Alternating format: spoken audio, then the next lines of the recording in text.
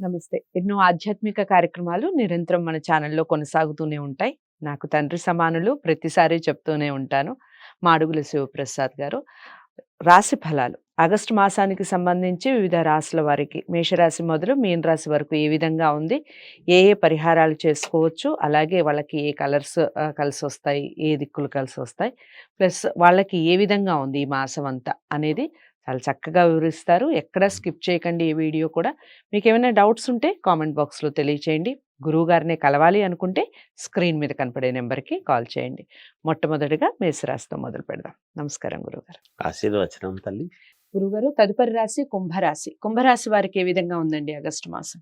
శ్రీ మహాగణాధిపతయే నమః. ఐం మహాసరస్వత్యే నమః.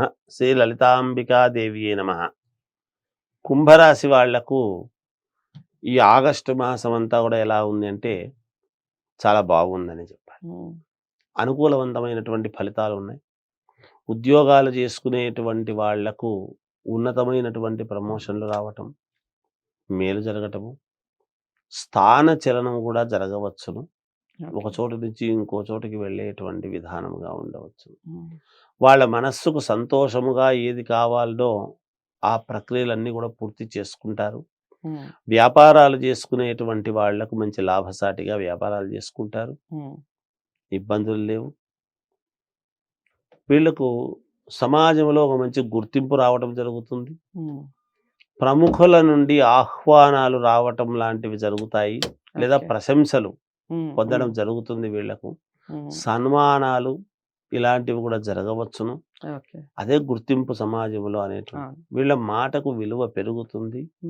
శారీరకమైనటువంటి కష్టము ఉంటుంది కాక ఉండి సరైనటువంటి ఫలితాలు పొందడం మాత్రం జరుగుతుంది. ధనము యథావిధిగా రావడము ఉంటుంది, ఖర్చు పెట్టడము కూడా ఉంటుంది. శుభకార్యాల విషయాలలో ఖర్చులు ఎక్కువ చేస్తారు. అలాగే ఇంట్లో శుభకార్యాలు చేస్తారు. శుభకార్యాల పరంగా డబ్బు వెచ్చించడం అనేది కూడా జరుగుతుంది. అలాగే విదేశాలకు వెళ్ళాలి అనుకునేటువంటి వాళ్ళు తప్పకుండా వెళ్ళేదానికి అవకాశాలు ఉన్నాయి, వెళతారు ఖర్చు పెట్టుకొని.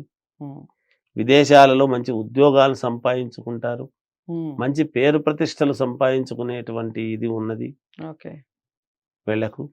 స్త్రీ వలన ఉపయోగం అనేది ఉంది. ఒకవేళ పెళ్లి కాని వాళ్ళు ఎవరైనా ఉన్నారు అంటే వివాహం జరగటానికి కూడా మంచి అవకాశం ఉన్నది. పెళ్ళైన తర్వాత వాళ్ళ యోగం మారే అవకాశం ఉంటుంది ఈ రాశి వాళ్ళు. ఇంకా వీళ్లకు యథావిధిగా అనుకున్నటువంటి పనులన్నీ జరుగుతున్నాయి. ఎక్కడ ఏమీ ఒక చిన్న ఇది కూడా ఉండదు. కానీ ఏదో అసంతృప్తి అయితే ఉంటుంది. నాకు ఇది జరిగింటే బాగుండు, ఇది వచ్చింటే బాగుండు అని. ఎంత వచ్చినా ఏదో ఒక అసంతృప్తి అయితే ఉంటుంది ఈ కుంభరాశి వాళ్ళకు.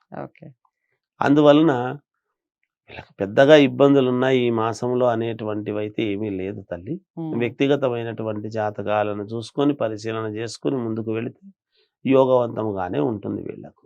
కుంభరాశి వారు దైవారాధన అలాగే దిక్కులు రంగుల విషయం గురించి చెప్పండి గురుగారు. కుంభరాశి వీళ్ళు ఆరాధించవలసినటువంటిది ఏమిటంటే లక్ష్మీదేవిని ఆరాధిస్తే మేలు జరుగుతుంది వీళ్ళకు.